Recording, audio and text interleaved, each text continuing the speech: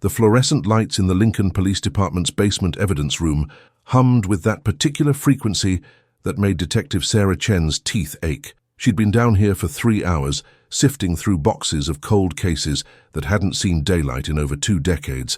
The musty smell of old paper and forgotten tragedies clung to her clothes like smoke. "Just my luck," she muttered, pulling another manila folder from box 47B.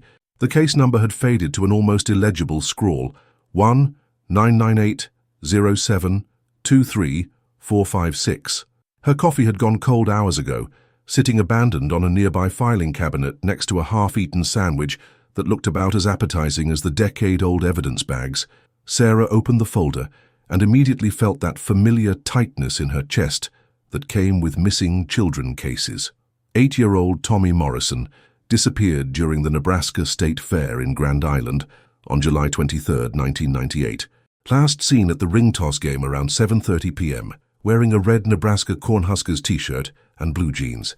His parents had turned away for less than 5 minutes to buy him a funnel cake. The photographs spilled across the metal table like scattered memories.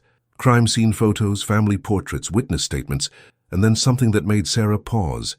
A casual snapshot, apparently taken by another fairgoer and submitted to police weeks later when they'd put out a call for any photos from that night.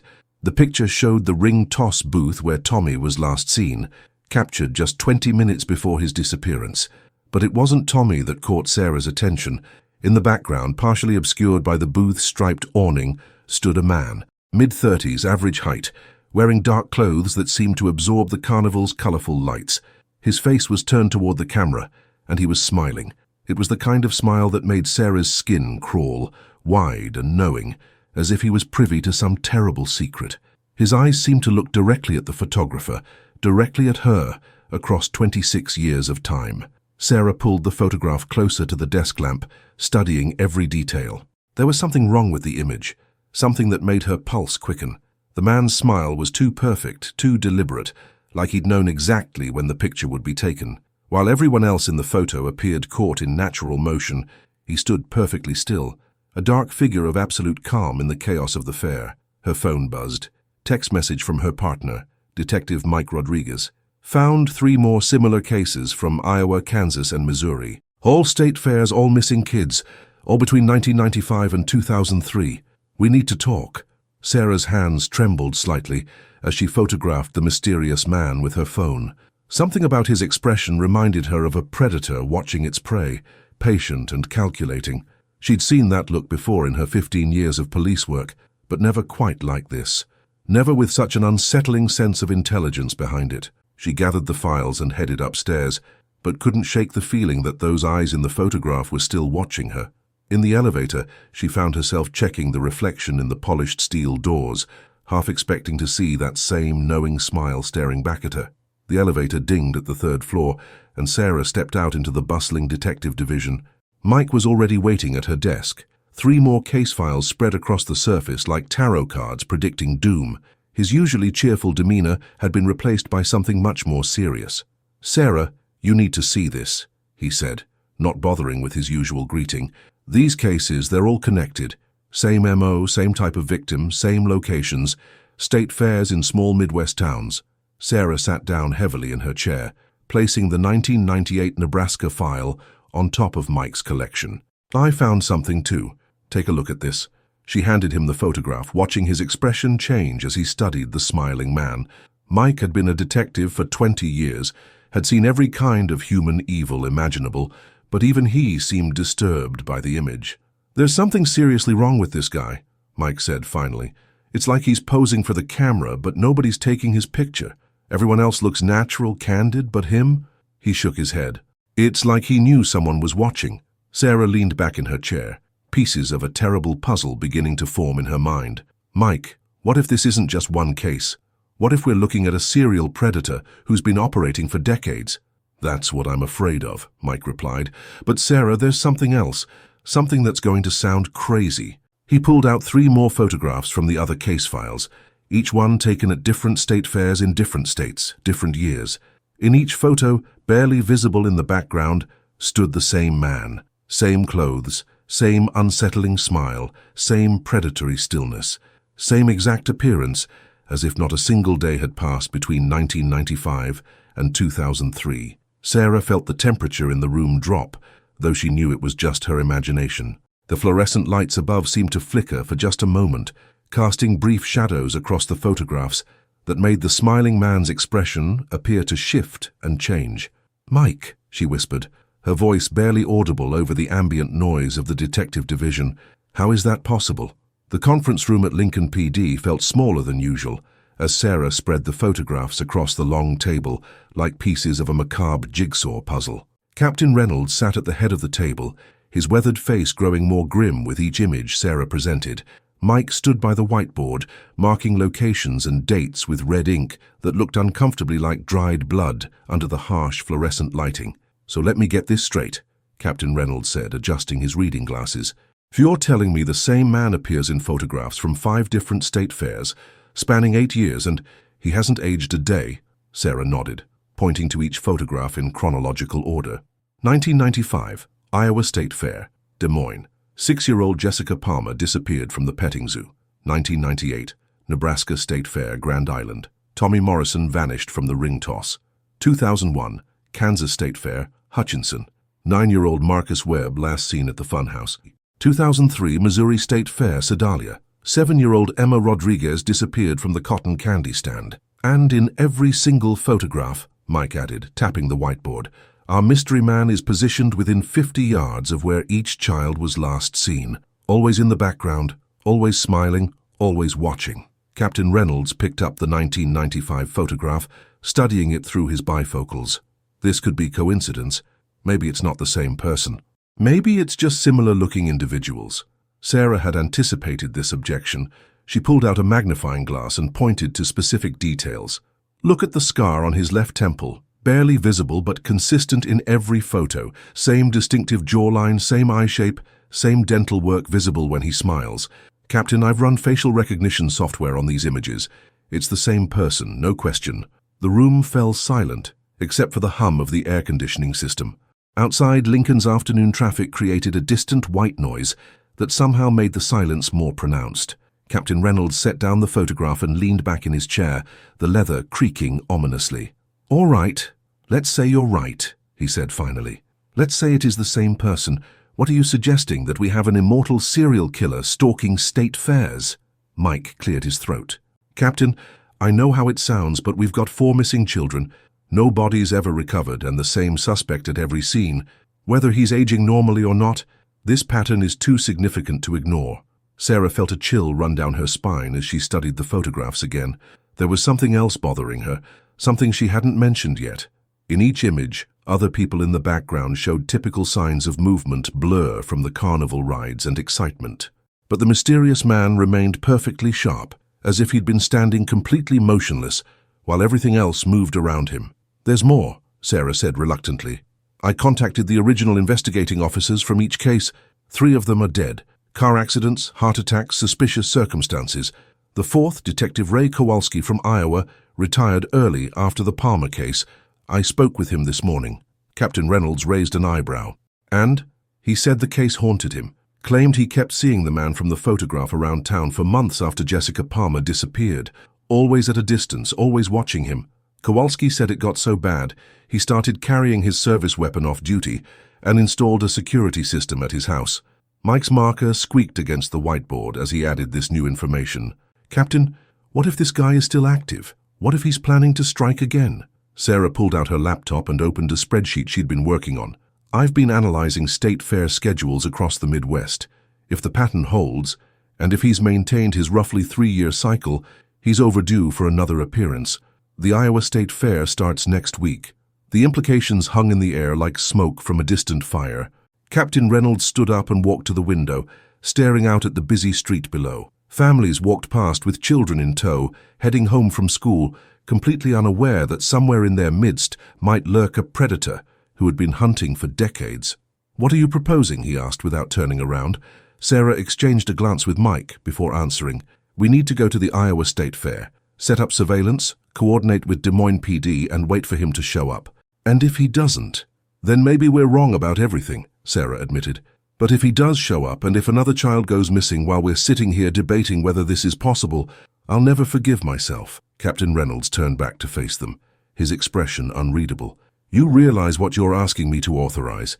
Interstate investigation based on what could be called supernatural evidence? Mike stepped forward. Captain, with respect, it doesn't matter if this guy is immortal, a time traveler, or just has really good genes. 4 children are missing, and we have a suspect. That's enough for me. Sarah's phone buzzed with a text message. She glanced at it and felt her blood turn to ice water. The message was from an unknown number, and it contained just 4 words. See you in Iowa. Attached to the message was a photograph. It showed Sarah sitting in the evidence room that morning, studying the photographs. But the angle was wrong, as if it had been taken from somewhere impossible, somewhere no one could have been standing. Her hands shook as she showed the message to Mike and Captain Reynolds. The conference room suddenly felt 10 degrees colder, and Sarah could have sworn she heard the faint sound of carnival music drifting in from somewhere far away. Captain, she whispered, I think he already knows we're coming. Outside the conference room window, dark clouds began to gather over Lincoln, Nebraska, bringing with them the promise of a storm that felt like more than just weather. In the distance, a church bell tolled the hour, its mournful sound echoing through the streets like a warning that some hunts work both ways. The mysterious man wasn't just a suspect anymore. He had become the hunter, and Sarah was beginning to realize that she and Mike might have just made themselves the prey. The Nebraska countryside stretched endlessly before them as Sarah gripped the steering wheel of their unmarked police cruiser. Mike sat in the passenger seat, studying case files and occasionally glancing at the rearview mirror with an expression that had become increasingly tense over the past 100 miles. The sky overhead was an ominous gray, threatening rain that never quite materialized. Tell me again why we're driving instead of flying, Mike said, closing the Morrison file and rubbing his tired eyes. Sarah kept her gaze fixed on the empty highway ahead. Because I want to see if anyone follows us, and because after that text message yesterday, I'm not comfortable being trapped in a metal tube 30,000 feet up with nowhere to run.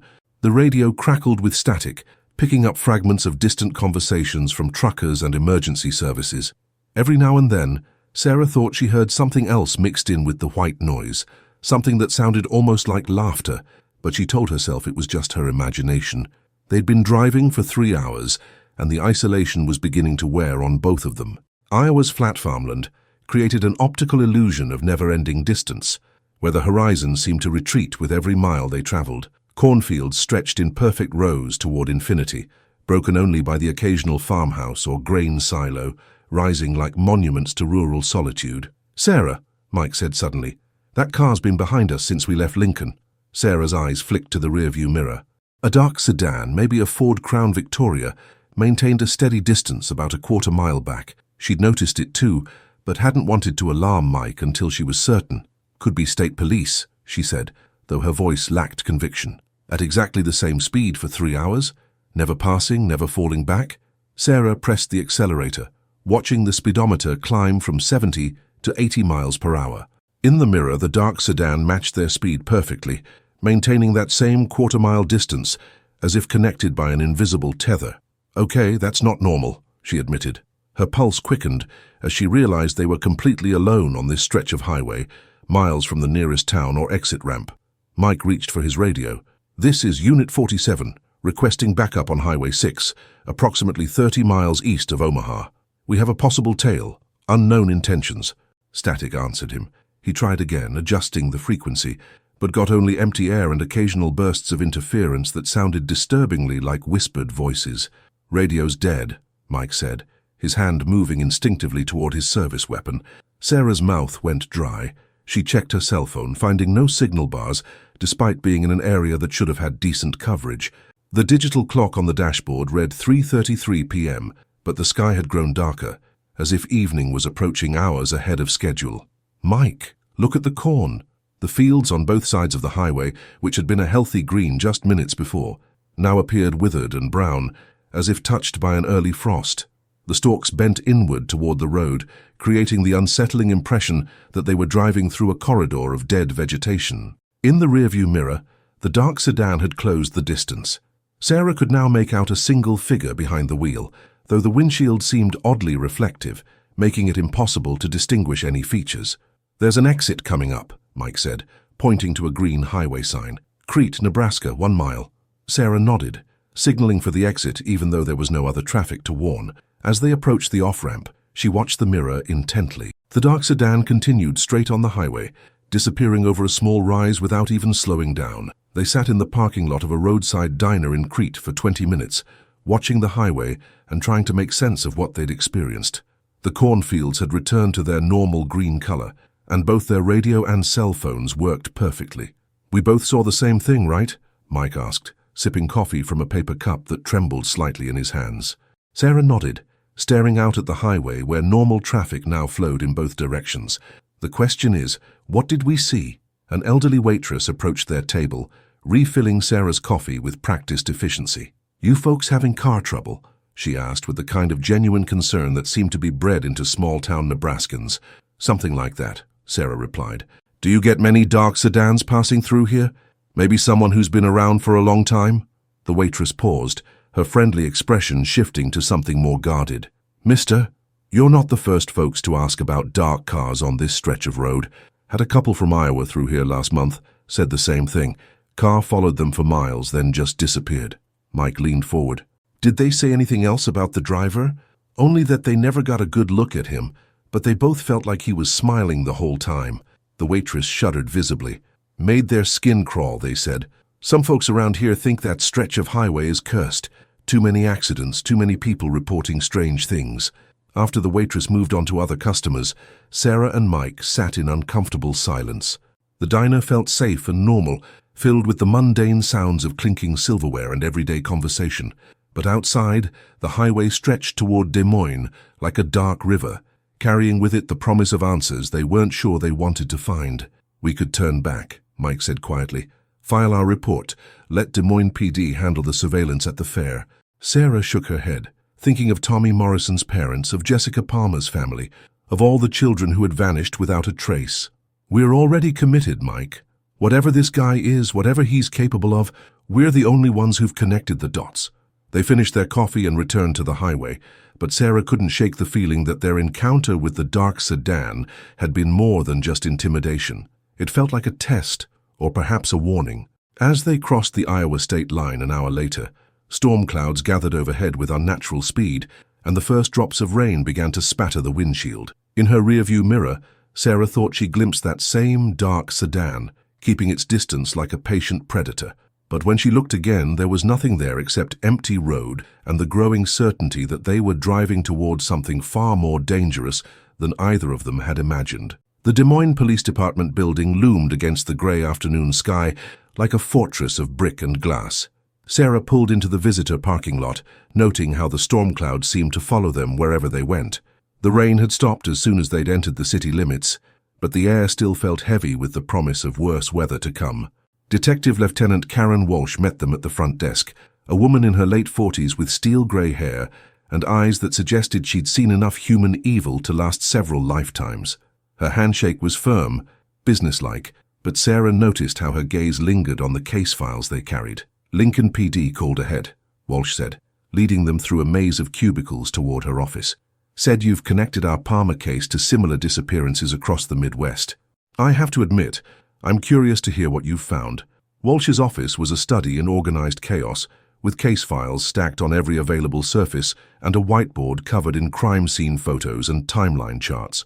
Sarah recognized some of the images from their own investigation, but there were others she'd never seen before, older photographs that made her stomach tighten with recognition. "How long have you been working the Palmer case?" Mike asked, settling into a worn leather chair. 29 years next month," Walsh replied, pouring coffee from a pot that looked like it had been brewing since the Clinton administration. "Jessica Palmer was my first missing child case as a detective. I was 32, thought I could save the world one case at a time." Sarah opened her laptop and pulled up the photographs they'd discovered. "Detective Walsh, we think Jessica's disappearance is part of a pattern that goes back even further than 1995. Walsh's expression shifted from professional interest to something much more intense as Sarah displayed the images of the mysterious man. When she saw the photograph from the 1995 Iowa State Fair, her coffee cup slipped from her fingers, shattering on the floor and sending dark liquid splashing across the tile. "Dear God," Walsh whispered. "Where did you get this?" "It was submitted to the Lincoln PD as evidence in the Morrison case," Sarah said. "Detective Walsh, you recognize him, don't you?" Walsh moved to her filing cabinet with trembling hands, pulling out a thick folder marked Palmer, Jessica, Supplemental. She spread several photographs across her desk, each one showing crowds at various Iowa locations over the years. County fairs, shopping malls, school events, all spanning from 1994 to 2010. "He's been here," Walsh said, her voice barely above a whisper. "I've been documenting sightings for 15 years, thinking I was losing my mind." In every photograph, sometimes barely visible in the background, stood the same man with the same unsettling smile.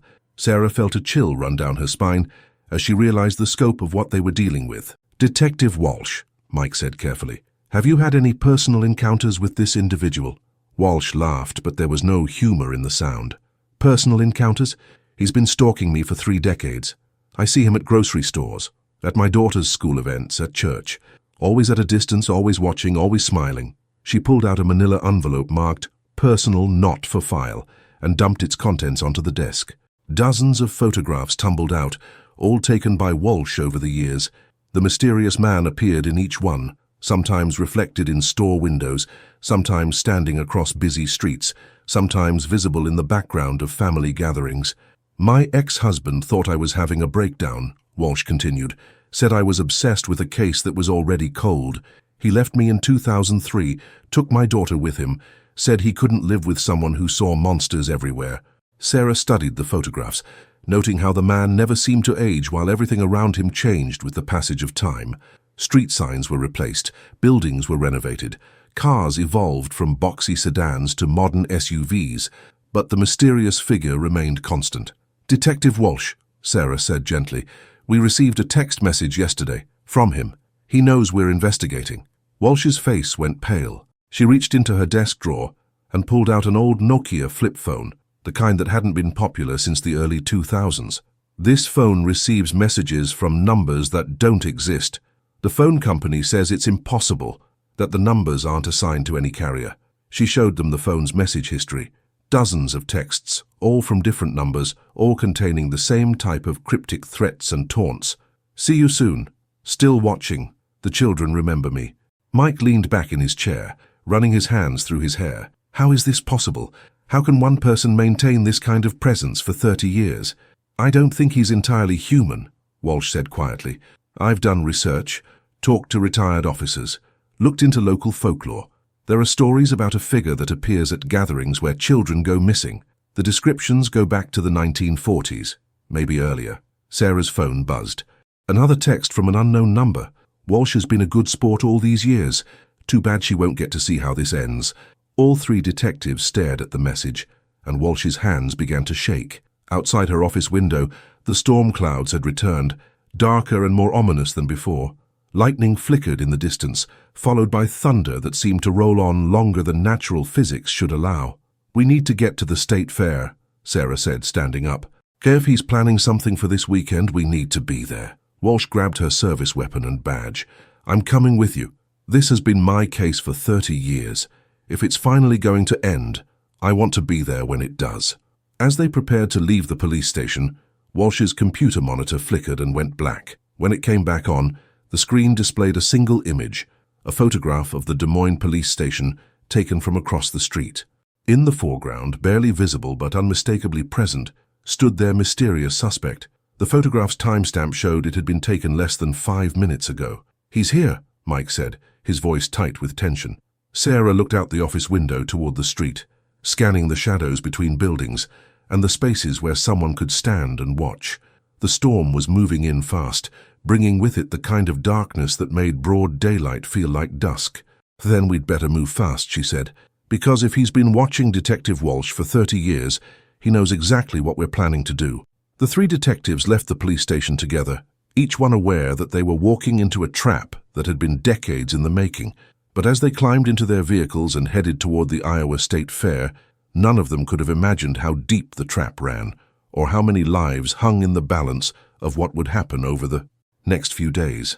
The Iowa State Fair sprawled across the fairgrounds like a small city devoted entirely to celebration and commerce. The familiar sounds of carnival music, screaming children on rides, and barkers calling out games of chance created a cacophony that should have been joyful but instead felt ominous to Sarah's trained ears. The storm clouds overhead cast everything in a strange, muted light that made the bright carnival colors appear washed out and somehow wrong. Sarah, Mike, and Detective Walsh positioned themselves at different vantage points around the midway, maintaining radio contact through earpieces that crackled with occasional static. Sarah had stationed herself near the ring toss game, the same type of booth where Tommy Morrison had disappeared in 1998. The parallel was intentional, though she hoped it wouldn't prove prophetic. "Radio check," Walsh's voice came through clearly. "I'm positioned near the petting zoo, south entrance. Multiple families with children in the target age range." "Copy that," Mike responded from his position by the funhouse. "Heavy foot traffic here. Good visibility of the main walkway." Sarah adjusted her earpiece and scanned the crowd. Families moved through the midway in predictable patterns, drawn by the magnetic pull of games and rides. Children clutched cotton candy and stuffed animals won at impossible odds, their faces bright with excitement that reminded Sarah why she'd become a police officer in the first place. "This is Sarah. I've got eyes on the ring toss area. So far, nothing unusual." But even as she said it, Sarah felt the familiar chill that had been following them since Nebraska. The temperature seemed to drop several degrees despite the August heat, and several children near her position suddenly became fretful, tugging on their parents' hands and asking to leave. A young boy, maybe 7 years old, approached the ring toss booth with his mother. He had sandy brown hair and wore a red t-shirt that made Sarah's heart skip a beat. The resemblance to Tommy Morrison's description was so striking. The boy's mother handed him $5 and stepped back to take a photograph. That's when Sarah saw him. Standing behind the boy's mother, just outside the frame of her camera, was the man from the photographs. He was exactly as he appeared in every image they'd collected, wearing the same dark clothes, maintaining the same patient smile. But seeing him in person was like looking at a walking photograph, two-dimensional somehow, as if he didn't quite belong in the three-dimensional world around him. "I've got visual contact," Sarah whispered into her radio, trying to keep her voice steady. "Ring toss booth. Subject is approximately 10 feet behind a woman in a blue sundress." "Where?" Walsh's voice was tight with 29 years of suppressed tension. "I don't see him." Sarah blinked, and the man was gone. Not moved away, not hidden behind another person, simply absent as if he'd never been there at all. The boy in the red shirt successfully landed 3 rings and won a small stuffed bear, his mother taking pictures of his triumph, completely unaware of how close they might have come to tragedy. "He's not here anymore," Sarah said, scanning the crowd frantically. "Mike, Walsh, do you see anything from your positions?" "Negative," Mike replied. "But Sarah, something's wrong with the kids here. They're all acting strange, like they're scared of something." Sarah noticed it too. Throughout the midway, children who had been laughing and running just minutes before now stayed close to their parents, many of them crying or asking to go home. It was as if some primal instinct was warning them of a predator in their midst. Her radio crackled with Walsh's voice. "Sarah, I think I know what's happening. Check your phone." Sarah pulled out her cell phone to find a new message from an unknown number. "The game begins in 10 minutes. Children's section near the carousel. Come alone, or watch another family suffer." Before she could respond, her phone buzzed with an incoming call from the same number. Against her better judgment, she answered. "Detective Chen." The voice on the other end was pleasant, almost musical, with the kind of tone someone might use when discussing the weather. "I've been looking forward to meeting you." "Who is this?" Sarah demanded, though she already knew. "I think you know exactly who this is. You've been studying my work quite intently. I'm flattered by the attention." Sarah signaled frantically to Mike and Walsh while keeping the conversation going. "What do you want?" "I want you to understand that this has never been about the children, Detective. They were simply the most effective way to get attention. No, this has always been about the investigators who become obsessed with cases they can't solve. People like Detective Walsh, who sacrificed her marriage and her relationship with her daughter for the chance to catch someone she could never understand." "You're sick," Sarah said, moving through the crowd toward the children's section. "I'm patient," the voice corrected. "I've been waiting decades for the right investigators to find the pattern, to connect the dots, to become so invested in stopping me that they'd risk everything. You and your partners have exceeded my expectations." Sarah could see the carousel in the distance, its painted horses rising and falling to the tune of a calliope that seemed to play in a minor key. Children rode the brightly colored animals, while their parents watched from the surrounding benches, completely unaware that they were potentially sitting in the middle of a hunting ground. Detective Walsh has been particularly entertaining, the voice continued. 30 years of dedication watching her life fall apart piece by piece while chasing shadows. And now Detective Rodriguez, so concerned about doing the right thing. And you, Detective Chen, so determined to save children who disappeared before you were even born. What are you? Sarah asked, abandoning any pretense that this was a normal criminal investigation. The voice laughed, a sound like wind chimes made of bone. I'm what happens when obsession takes on a life of its own, detective. I'm the case that never gets solved, the suspect who's always one step ahead, the nightmare that follows dedicated officers home at night. Sarah had reached the carousel area, but the crowd seemed thicker here, harder to navigate. Every face in the crowd looked suspicious. Every shadow could hide a threat. She could hear Mike and Walsh calling her name through the radio, but their voices seemed to come from very far away. Look around you, Detective Chen, the voice said. All these families, all these children. How many do you think you can save if I decide to take more than one today? Sarah's blood ran cold as she realized the scope of what she was facing.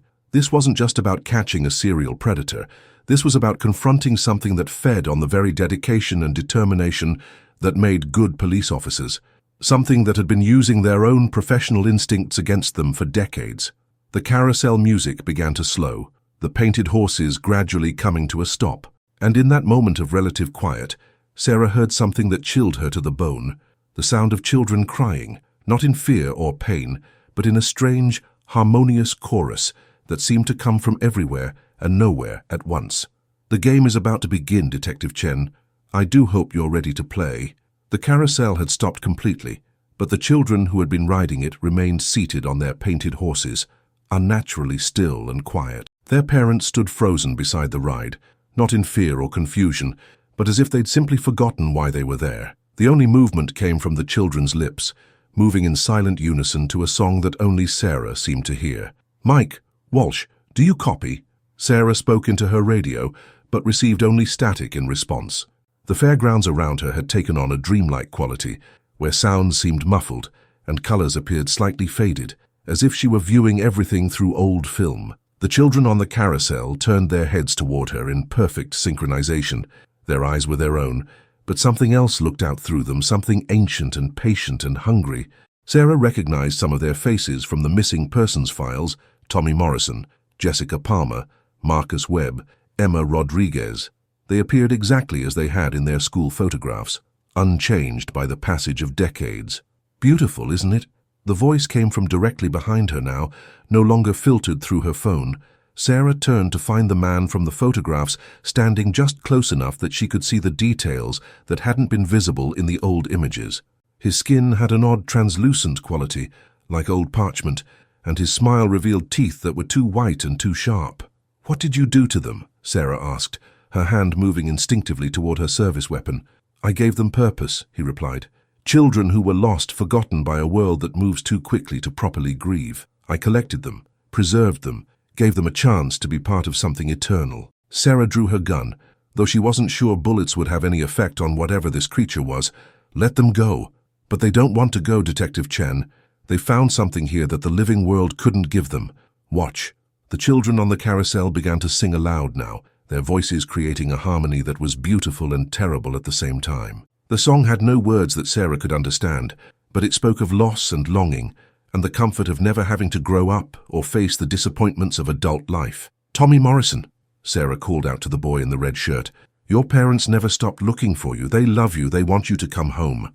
The boy who had been Tommy Morrison looked at her with eyes that held the wisdom of decades, despite his unchanging 8-year-old face.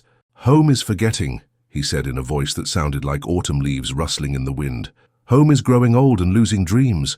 Here, we remember everything. Here, we never have to say goodbye. Sarah felt tears streaming down her face as she realized the full horror of what she was witnessing. These children weren't prisoners in any conventional sense.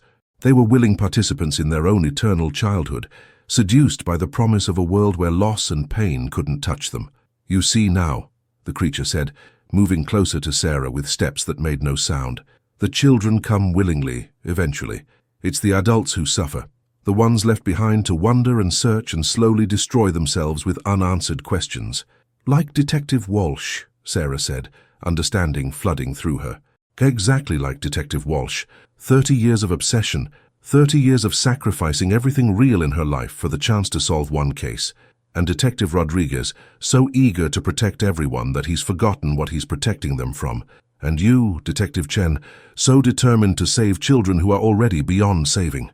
The fairgrounds around them began to shift and change, the bright carnival decorations fading to reveal something much older underneath. The carousel became an ancient wooden merry-go-round, with horses carved from bone and painted with symbols that hurt to look at directly. The game booths transformed into market stalls, selling items that had no names and prices measured in years of life rather than dollars. This is what the fair really is, the creature explained, a place where the boundary between childhood and eternity grows thin, where those who are lost can choose to remain lost forever. Sarah tried to radio Mike and Walsh again, but her earpiece had gone silent. She looked around frantically and realized that she could no longer see the normal fairgrounds at all.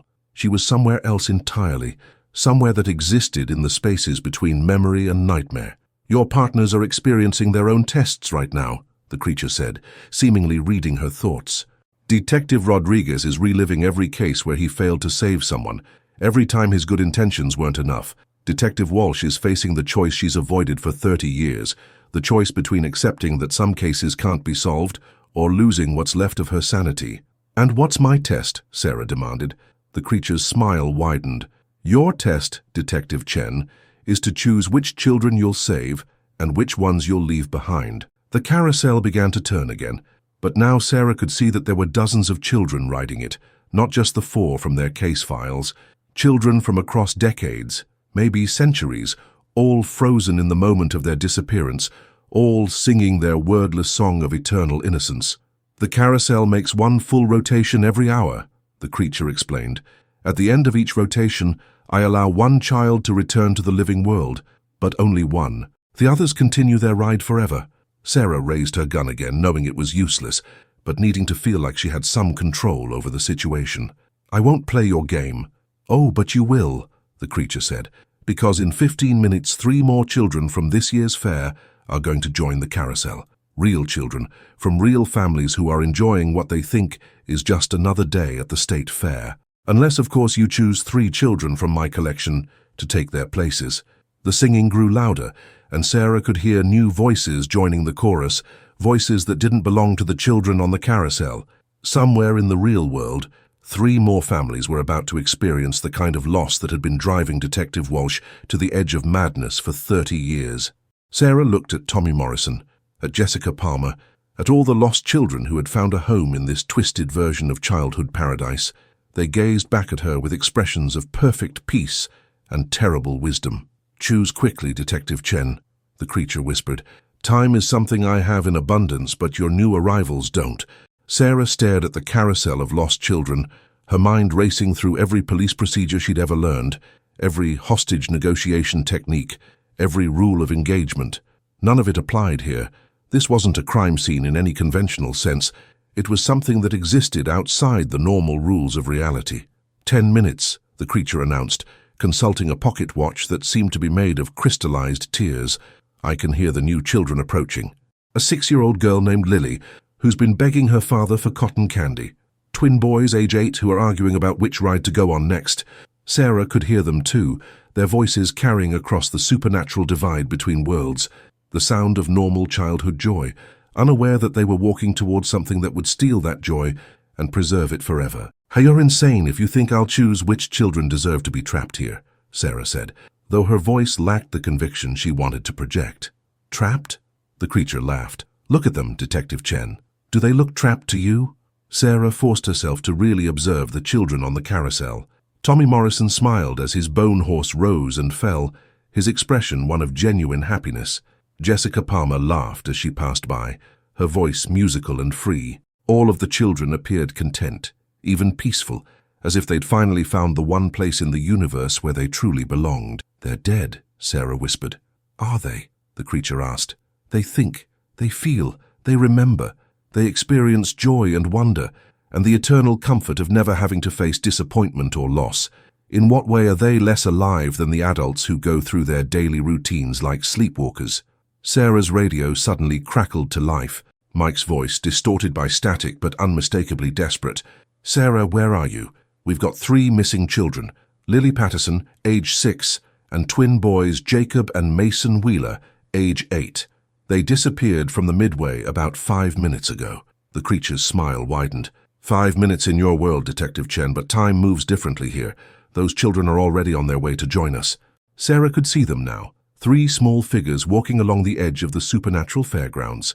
They moved with the dreamy, purposeful steps of sleepwalkers, drawn by the same irresistible force that had claimed all the others. Lily clutched a half-eaten cotton candy that dissolved into sparkles as she walked. The twin boys held hands, their argument about rides forgotten as they approached their eternal playground. You have a choice to make, the creature said. Allow these 3 children to join the carousel, or select 3 from my existing collection to take their place. Either way, the balance remains the same. There has to be another option, Sarah said, her training as a negotiator kicking in. What do you want? What would make you stop this? I want what I've always wanted, the creature replied. I want dedicated officers like you to understand that some cases can't be solved, some children can't be saved, and some mysteries are meant to remain mysteries. I feed on the obsession of those who refuse to accept that limitation. Sarah looked at the approaching children, then back at the carousel. Tommy Morrison caught her eye and nodded slightly, as if encouraging her to make a choice. In that moment, she realized something that the creature either didn't understand or was choosing to ignore. You made one mistake, Sarah said, raising her gun again. Oh? And what's that? You assumed I was here to negotiate with you. Sarah aimed not at the creature, but at the mechanism at the center of the carousel. These children aren't willing participants. They're victims who've been conditioned to accept their captivity, and I don't negotiate with kidnappers. She fired 6 rounds into the carousel's central mechanism. The bone horses shuddered and cracked. The ancient wood began to splinter, and the wordless song that the children had been singing suddenly stopped. The creature shrieked in rage, its pleasant facade falling away to reveal something that looked like shadow given substance. You don't understand what you're doing. Without the carousel, they'll all be lost forever. No, Sarah said, reloading her weapon. Without the carousel, they'll finally be free to choose. The supernatural fairgrounds began to shake and blur around the edges. The bone horses crumbled to dust, and the children who had been riding them stepped down onto solid ground for the first time in decades. They looked around in confusion, as if waking from a very long dream. Tommy, Sarah called out to the boy in the red shirt. You can go home now. Your parents are still waiting for you. Tommy Morrison looked at her with eyes that were suddenly fully human again. But I'll be older now. I'll have missed so much. You'll be alive, Sarah said. That's what matters. One by one, the children from the carousel began to fade away, not into nothingness, but into something that looked like warm light. Jessica Palmer waved goodbye before disappearing with a smile that was entirely her own. Marcus Webb gave Sarah a thumbs up as he dissolved into sparkles. Emma Rodriguez mouthed thank you before joining the exodus. The 3 approaching children, Lily and the twins, stopped walking and looked around in confusion. Sarah could hear Mike and Walsh calling their names through her radio. Sarah! Mike's voice was clearer now. I found them! All 3 kids are here by the funhouse. They're okay, but they say they can't remember the last 10 minutes. The creature that had orchestrated decades of disappearances was shrinking, becoming less substantial, as its power source crumbled around it. You've ruined everything, it hissed. 30 years of careful work, destroyed by someone who refuses to understand the gift I was offering. Your gift was selfish, Sarah said. You trapped children to feed your own need for attention and control. You destroyed families to satisfy your twisted idea of preservation. As the last of the carousel collapsed into dust, the creature let out one final scream of rage before dissolving into shadow and wind. The supernatural fairgrounds faded away, leaving Sarah standing in the normal Iowa State Fair, surrounded by confused families and the comforting sounds of ordinary carnival life. Her radio crackled with Walsh's voice. Sarah, where have you been? We've been looking for you for 20 minutes. Sarah looked around at the ring toss booth, at the families enjoying their evening, at the children who would go home safely with their parents. In the distance, she could see Mike escorting Lily Patterson and the Wheeler twins back to their frantic families. I was right here, she said into her radio, just making sure the case was finally closed. The Des Moines police station buzzed with activity as Sarah, Mike, and Detective Walsh sat in the conference room, trying to make sense of what had happened at the fair. The official report would read that they had successfully prevented 3 potential abductions through coordinated surveillance and quick response. But the three detectives knew the truth was far more complex. The children don't remember anything unusual, Walsh said, reviewing the interviews they'd conducted with Lily Patterson and the Wheeler twins. They remember walking around the fair with their families, then suddenly finding themselves confused and disoriented near the funhouse. Sarah nodded, staring at the photographs spread across the table. The images of the mysterious man were still there, but something had changed. In every photograph, the figure appeared slightly out of focus now, as if the camera had trouble capturing his image. More importantly, Sarah no longer felt that overwhelming sense of dread when looking at his face. "What about the families of the original victims?" Mike asked. "The Morrisons, the Palmers, all the others?" Walsh's expression grew complicated. "That's where things get interesting. I received calls this morning from several families. The Morrisons said they both had the same dream last night. Tommy came to them and said goodbye, told them he was okay, and that they should stop blaming themselves." "A dream?" Sarah asked. 3 families reported similar experiences. Jessica Palmer's mother called me in tears, saying she'd felt a weight lift from her shoulders for the first time in 29 years. She said Jessica visited her in a dream and told her to start living again. Sarah felt a warmth spread through her chest. Even in their transition to whatever came after, the children had found a way to bring peace to their grieving families. It was more than she'd dared to hope for when she'd destroyed the carousel. Mike leaned back in his chair, running his hands through his hair. "So what do we tell Captain Reynolds? What goes in the official report?" "We tell him we solved a series of connected cases through diligent police work and interstate cooperation," Walsh said firmly. "The suspect has been neutralized, and no further incidents are expected." Sarah's phone buzzed with a text message from an unknown number. For a moment her heart rate spiked, but when she read the message, she smiled. "Thank you for helping us go home. TJME and the others." "Everything okay?" Mike asked, noticing her expression. "Better than okay," Sarah replied, showing them the message. "I think they really are free now." Detective Walsh stood up and walked to the window, looking out at the busy Des Moines streets. "You know, I've been thinking about retirement. Maybe it's time to see if I can repair some of the damage I did to my relationship with my daughter." "That sounds like a good idea," Sarah said. "Some cases are worth solving, but not at the cost of everything else in your life." Walsh turned back to them with a smile that looked younger than her years. "I got a call from my ex-husband this morning. Said our daughter had been asking about me lately, wondering if I was doing okay. Maybe it's time to find out if forgiveness is possible." The 3 detectives spent the rest of the afternoon completing their paperwork and coordinating with various law enforcement agencies to close the related cases. As the sun began to set over Des Moines, Sarah felt a sense of completion she'd never experienced before in her career. "You know what the strangest part is?" Mike said as they prepared to leave the station. "I keep expecting to feel like something's wrong, like we missed something important.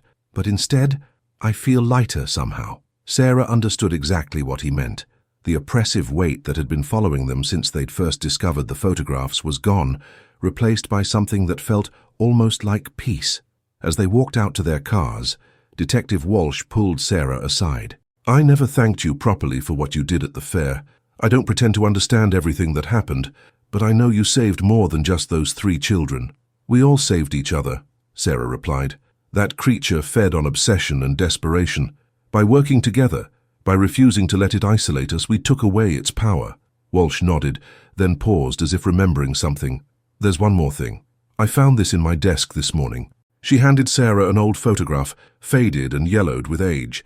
The image showed a group of children playing on what looked like an antique carousel, but they were all smiling naturally, caught in a moment of genuine joy. At the bottom, in careful handwriting, someone had written, "Summer 1924, the last ride before going home." "Where did this come from?" Sarah asked. "I have no idea," Walsh admitted, "but I have the feeling it's important somehow. Maybe a reminder that not all carousels are traps, not all childhood memories are meant to be preserved forever." Sarah studied the photograph, noting how different these children looked from the ones she'd seen trapped in the supernatural fairground. These children were alive in a way that transcended mere existence, caught in a moment of pure happiness that they would carry with them as they grew and changed and eventually became adults with children of their own. "Detective Walsh," Sarah said, "I think this is a reminder that some things are worth letting go of, so that new and better things can take their place." As they parted ways in the parking lot, Sarah felt a cool breeze blow through the humid August evening. It carried with it the faint sound of children's laughter, But this time the sound was warm and natural and alive. She drove back toward Lincoln as the first stars appeared in the darkening sky, knowing that while some cases would always remain unsolved, some mysteries were meant to have endings. And sometimes, if you were very lucky and very brave, those endings could be happy ones. The radio played softly as she drove through the Iowa countryside, and for the first time in weeks, Sarah Chen smiled without reservation. Behind her, the lights of Des Moines faded into the distance, and ahead of her lay the promise of tomorrow and all the ordinary, beautiful cases that would help real people in the real world. It was exactly where she belonged. The Lincoln Police Department's break room felt different to Sarah on this crisp November morning. The same fluorescent lights hummed overhead, the same coffee maker gurgled in the corner, but the oppressive weight that had seemed to permeate the building for months had lifted completely. She sat at a small table reading the morning paper, a real newspaper rather than case files for once, enjoying the simple pleasure of current events that didn't involve missing children or supernatural predators. "Well, look who's reading the sports section," Mike said, settling into the chair across from her with his own cup of coffee. "I never thought I'd see Detective Sarah Chen interested in college football scores." Sarah laughed, a sound that came more easily these days. "I'm trying to expand my interests beyond homicide statistics and unsolved cases. My therapist says it's healthy to engage with normal aspects of life." It had been Mike's suggestion that she see someone after the Iowa incident. Initially, Sarah had resisted the idea, but the department-mandated counseling sessions had turned into something genuinely helpful. Dr. Martinez specialized in working with law enforcement officers who had experienced traumatic events, and while Sarah couldn't tell her the full truth about what had happened at the state fair, she'd found ways to process the experience. "Any word from Detective Walsh lately?" Mike asked, stirring sugar into his coffee. "She called yesterday," Sarah replied, folding the newspaper. "She's doing well. Really well, actually. She and her daughter have been meeting for lunch every week, and her ex-husband invited her to Thanksgiving dinner next week." Mike nodded approvingly. "That's great to hear. I was worried about her after everything she'd been through." The break room door opened, and Captain Reynolds entered, carrying a manila folder that made Sarah's stomach clench reflexively. Old habits died hard, and she still associated case files with the kind of all-consuming investigations that had nearly destroyed Detective Walsh's life. "Relax, Chen," Captain Reynolds said, noticing her expression. "This isn't a new case. It's actually good news for once." He sat down at their table and opened the folder, revealing several official-looking documents. "Remember those missing children cases you and Rodriguez solved back in August? The Palmer case, the Morrison case, all the others?" "Of course," Sarah replied, though she'd been trying not to think about them too often. "The FBI has officially closed all related investigations. They're crediting the Lincoln PD with breaking up what they're calling a sophisticated network of child trafficking operations that spanned multiple decades. Apparently, your work provided the breakthrough they needed to identify and apprehend several individuals connected to similar cases nationwide." Sarah and Mike exchanged glances.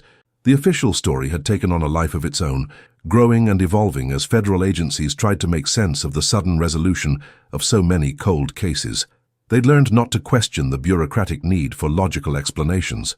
"There's more," Captain Reynolds continued. "The department is receiving a commendation from the governor's office. Apparently, solving 30-year-old missing persons cases is the kind of publicity the state likes to celebrate." Mike grinned. "Does this mean we get a raise?" "Don't push your luck, Rodriguez, but it does mean you're both in line for promotions when the next positions open up." After Captain Reynolds left, Sarah and Mike sat in comfortable silence for a while. The break room gradually filled with other officers starting their shifts, the familiar rhythm of a police station beginning another day of protecting and serving. "Sarah," Mike said eventually, "do you ever wonder what really happened to those children? I mean, really happened?" Sarah considered the question carefully. Over the past 3 months, she'd thought about it often, especially late at night when sleep was elusive. "I think they found peace," she said finally. "Whatever form that took, wherever they went, I believe they're okay now." It was the truth, even if it wasn't the whole truth. Sometimes she still received text messages from unknown numbers, but now they were different. Simple messages like, "Thank you," or "We're happy," or "Don't worry about us anymore." She'd never told Mike or anyone else about these messages, treating them as a private comfort rather than evidence of ongoing supernatural activity. Mike's radio crackled to life. "Unit 23, We have a domestic disturbance call on Maple Street. Respond when available." "That's us," Mike said, standing up and adjusting his equipment belt. "Ready to get back to normal police work?" Sarah smiled and gathered her things. "More than ready." They walked out to their patrol car together, past the evidence room where she'd first discovered the photographs that had started everything. The basement held no fear for her anymore, just the ordinary sadness that came with unsolved cases, and the ordinary satisfaction that came with cases that found their resolution. As they drove through Lincoln's familiar streets, Sarah noticed things she'd missed during the months when she'd been consumed with supernatural investigations. Halloween decorations still adorned some houses. Children walked to school with backpacks and lunchboxes. Families went about their daily routines with the comfortable assumption that their world was safe and predictable. "You know what I realized," Sarah said as they responded to their call. "What's that?" "Most of police work isn't about chasing monsters or solving decades-old mysteries. Most of it is about helping people get through ordinary problems and making sure children can walk to school safely." Mike nodded. "And that's enough, isn't it? That's what we signed up for originally." "More than enough," Sarah agreed. Their radio crackled again with routine calls for service, traffic stops, minor disputes, and all the mundane challenges of keeping a city safe. Sarah felt a deep sense of satisfaction as she listened to the familiar voices of dispatchers and fellow officers going about their work. As they pulled up to the domestic disturbance call, Sarah caught a glimpse of her reflection in the side mirror. She looked rested, healthier than she had in months, and most importantly, she looked like someone who had found her way back to the life she was meant to live. The supernatural world still existed somewhere beyond the edges of normal reality, but it no longer called to her with the irresistible pull of unsolved mysteries. Some doors, once closed, were better left that way. She stepped out of the patrol car, ready to help real people with real problems in the real world, and discovered that it was exactly where she belonged. Spring arrived early in Nebraska that year, bringing with it the kind of warm weather that made people forget about the harsh winter they'd endured. Sarah Chen stood in the Lincoln Police Department's parking lot, watching new recruits practice defensive tactics under Mike's supervision. 6 months had passed since the Iowa State Fair, and life had settled into a rhythm that felt both familiar and entirely new. Her promotion to detective sergeant had come through in February, along with a transfer to the Community Relations Division. It was a role that emphasized prevention over investigation, working with schools and families to address problems before they became crimes. Some of her colleagues saw it as a step away from real police work, but Sarah had come to understand that preventing tragedies was far more valuable than solving them after the fact. "Sergeant Chen," a young voice called out behind her. Sarah turned to find Amy Rodriguez, Mike's 16-year-old daughter, approaching with the careful confidence of a teenager trying to seem mature. Amy had been volunteering with the department's youth outreach program for the past month, part of a high school community service project that had turned into genuine enthusiasm for police work. "Amy, good morning," Sarah said with a smile. "How are you settling in with the youth program?" "Really well, thanks. I wanted to talk to you about something if you have a minute." Sarah gestured toward a bench near the parking lot, and they sat down together in the morning sunshine. Amy clutched a manila folder against her chest, and Sarah recognized the nervous energy of someone who was about to ask an important question. "I've been working on a research project about unsolved cases in Nebraska," Amy began. "Not the big famous ones, but smaller cases that might have fallen through the cracks. Missing persons reports, abandoned investigations, stuff like that." Sarah felt a familiar tightness in her chest, but it was different now, more like concern for Amy's well-being than the obsessive compulsion that had once driven her to pursue every lead, regardless of the personal cost. "That sounds like an ambitious project," Sarah said carefully. "What made you choose that topic?" Amy opened her folder and pulled out several photocopied police reports. "My dad mentioned that you and he solved some really old missing children cases last year.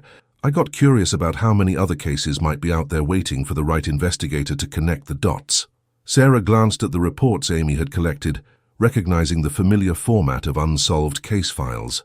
Most of them appeared to be routine missing persons cases, adults who had disappeared under circumstances that suggested voluntary departure rather than foul play. But one report made Sarah pause. "Where did you get this one?" she asked, pointing to a file dated from just 2 months ago. "The county sheriff's office," Amy replied. "It's about a man named Robert Henley who disappeared from the Omaha area in January. His family says he'd been acting strange for weeks before he vanished, talking about old photographs and saying he had to find someone. Sarah's blood ran cold as she read the report. Robert Henley, age 47, had been a security guard at various venues around Nebraska for over 20 years.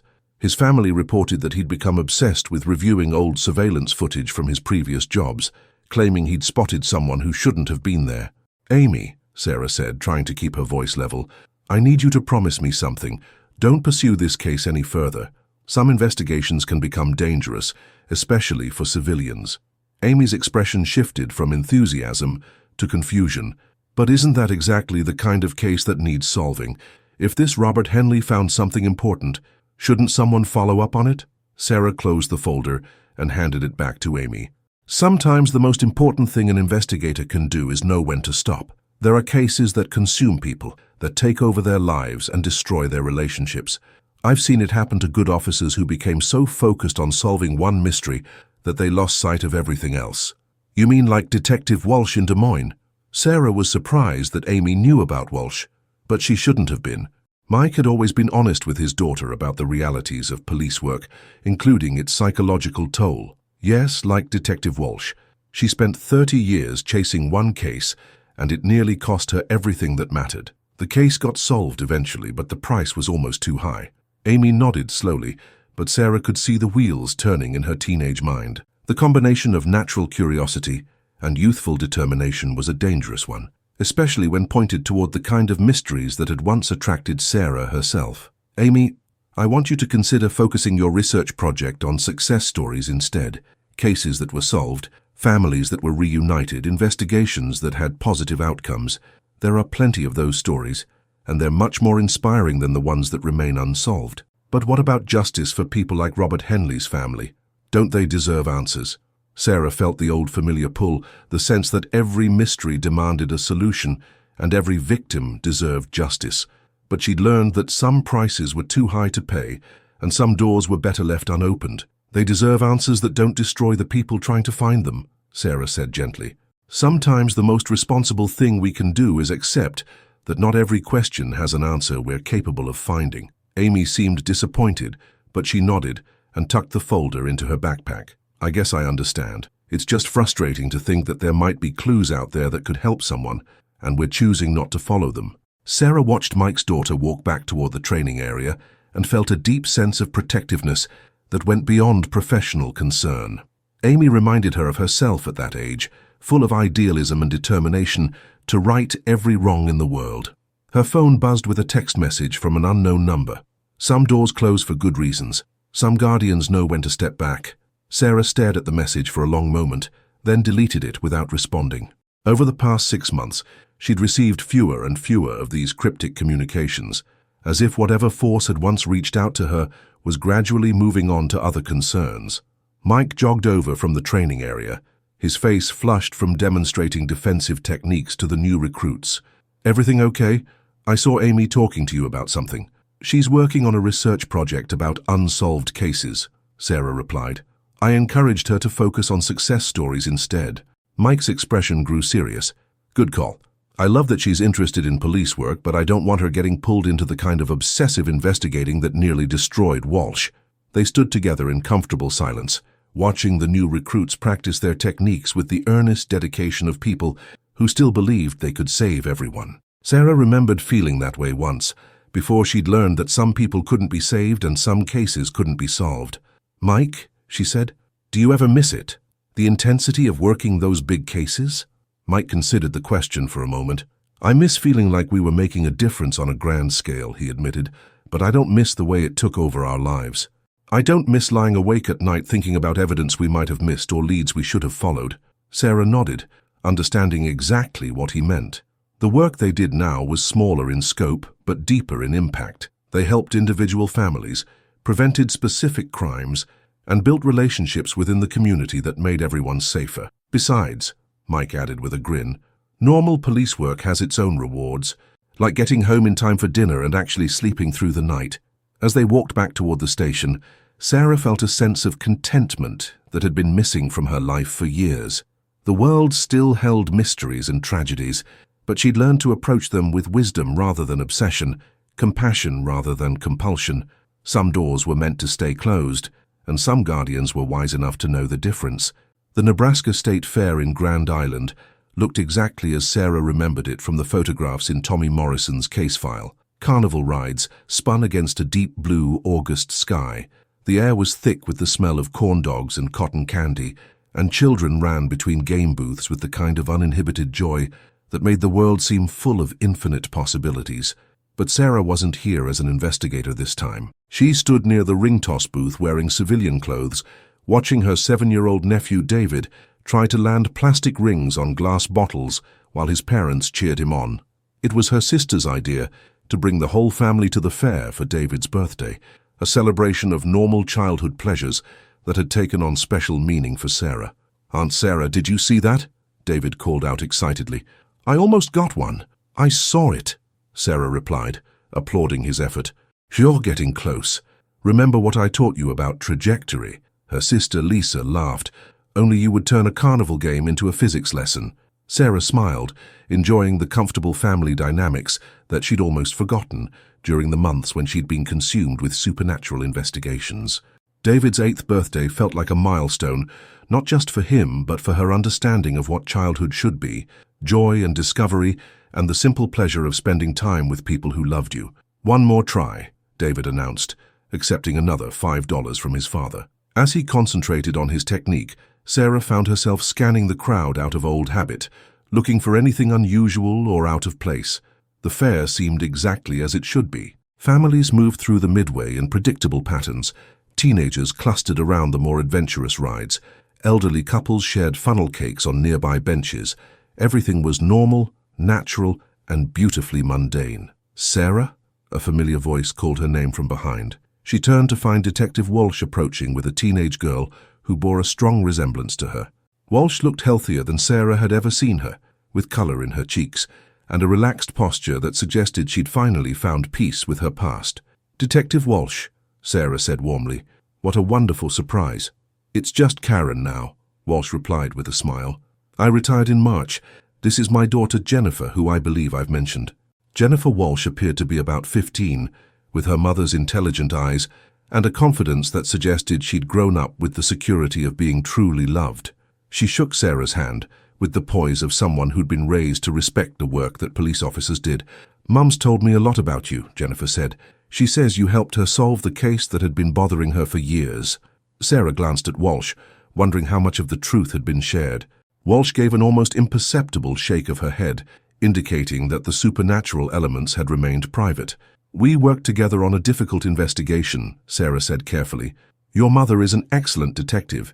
You should be proud of her dedication to helping people."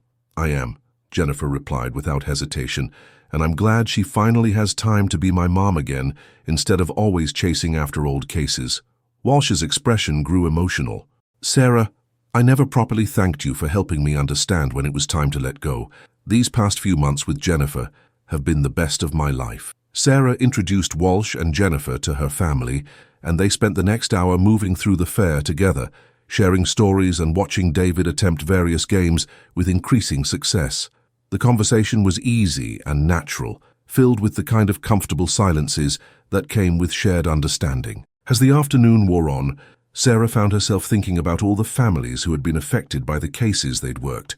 The Morrisons, the Palmers, all the parents who had spent decades not knowing what had happened to their children.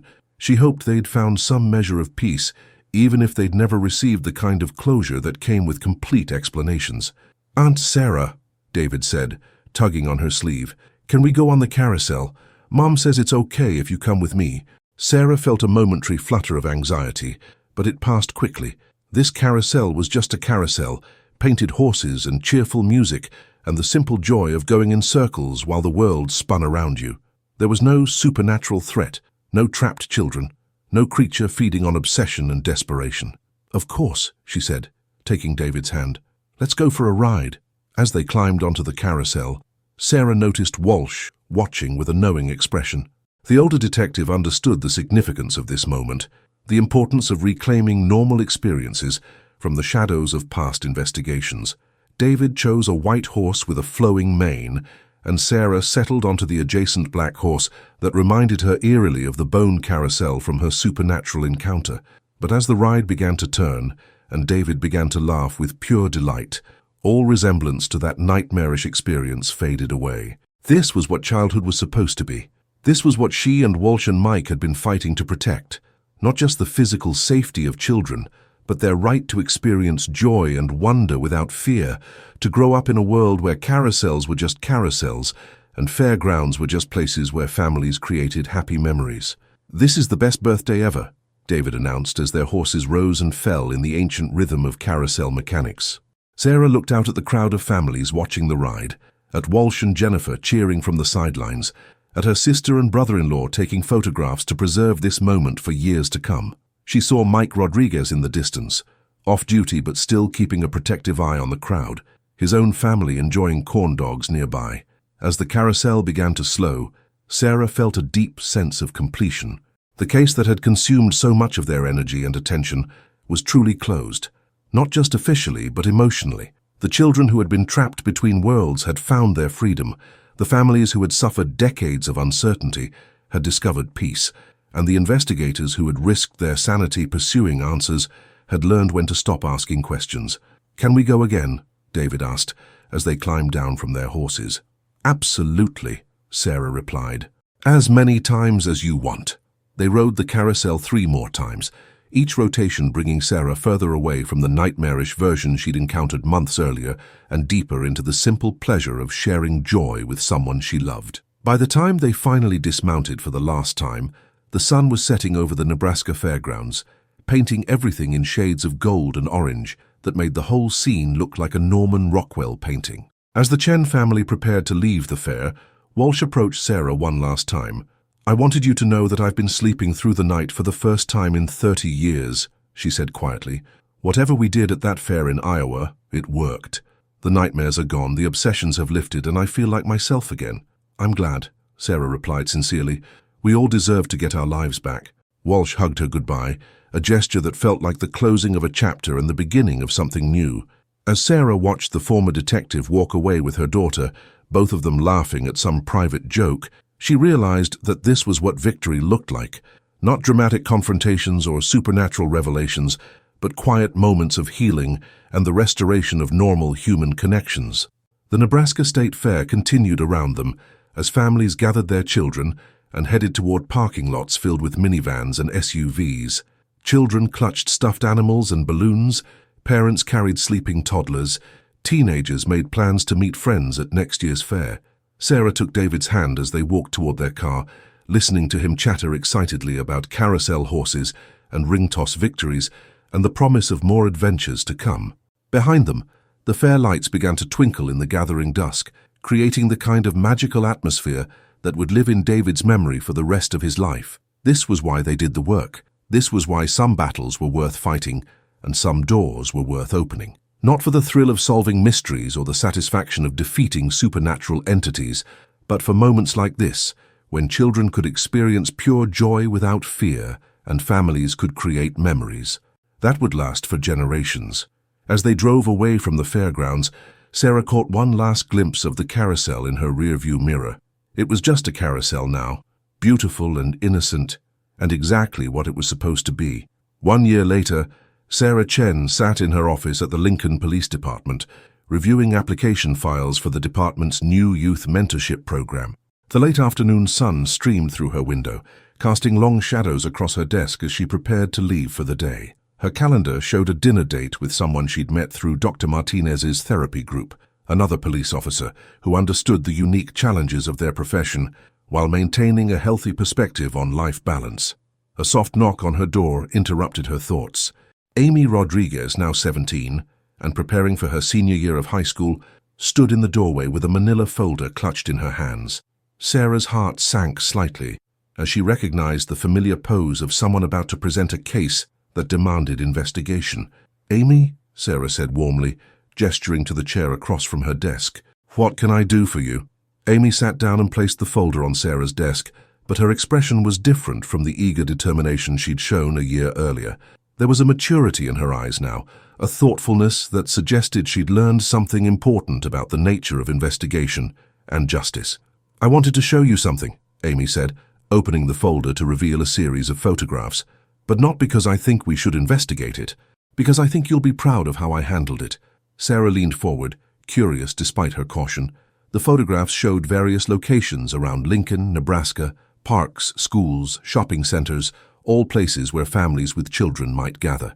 In each photograph, barely visible in the background, stood a figure that made Sarah's blood run cold. It wasn't the same entity they'd confronted at the Iowa State Fair, but it was clearly something similar. A man who appeared in multiple photographs taken over several months, always watching, always smiling, always positioned near groups of children. "Amy," Sarah said carefully, "where did you get these?" "I've been working with the police department's social media monitoring program," Amy explained. "Parents post pictures of their kids at various events around town, and I help catalog them for community relations purposes.